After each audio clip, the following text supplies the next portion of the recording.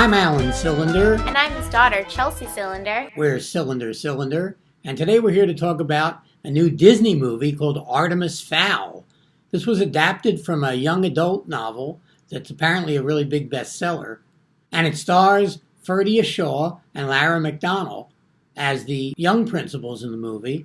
And it also features veteran actors Colin Farrell, Judi Dench, and Josh Gad. He's not really a veteran actor, but he's an actor that you know prior to this movie. And he actually has probably the largest role in the movie besides the kids. Yeah, that's true, actually. Although Judi Dench's part is pretty big. This would be the part of the podcast when I tell you what this movie is about, but I don't really know. The movie is compiled in a way that it seems like a lot was cut out of it. So what I can tell you is that it is about a young Artemis Fowl, played by Ferdia Shaw, whose father, Artemis Fowl Sr., is a mastermind criminal who also has a connection with the fairy world that humans don't know exists. And to protect the existence of the fairy world, they have to obtain an object called the Aculos. That's pretty good. You're doing a good job, actually, with this description. Thank you. I have to say I did not particularly like this movie.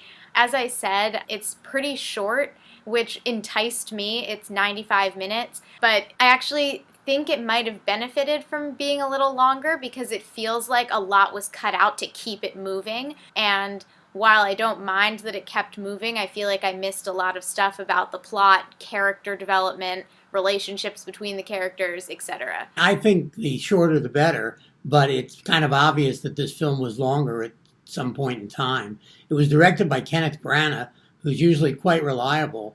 And it's not that he does an inept job in this movie. He just does kind of an indifferent job. The kids in the movie, particularly the male lead, who's the title character, Artemis Fowl, is really bad, I thought. The young girl in the movie is a lot better. Josh Gad, I thought, was okay.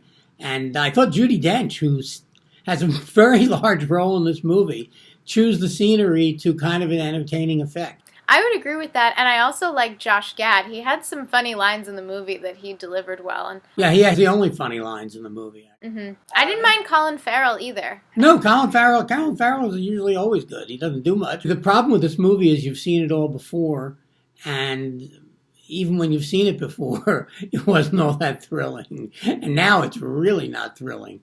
The movie is currently streaming on Disney+. It was supposed to play the theaters in May of this year, but due to the current situation, it became relegated to Disney+. This movie supposedly cost $150 million to make, which is an amazing waste of money. But at least you can watch it for free if you're a subscriber to Disney+. I personally have never read the book, but I have heard that this movie is majorly Disney-fied, which you can kind of tell just by watching the movie, and that may bother some people, but it didn't bother me. The movie sets itself up for a sequel because I guess there were a series of books, but it's very doubtful that you're ever going to see a sequel to Artemis Fowl. I would give this movie 1.5 cylinders. I would give this movie 2 cylinders. It's a very generous 2 cylinders. Artemis Fowl. This is Alan Cylinder. And Chelsea Cylinder. Saying, see you at the movies. Bye!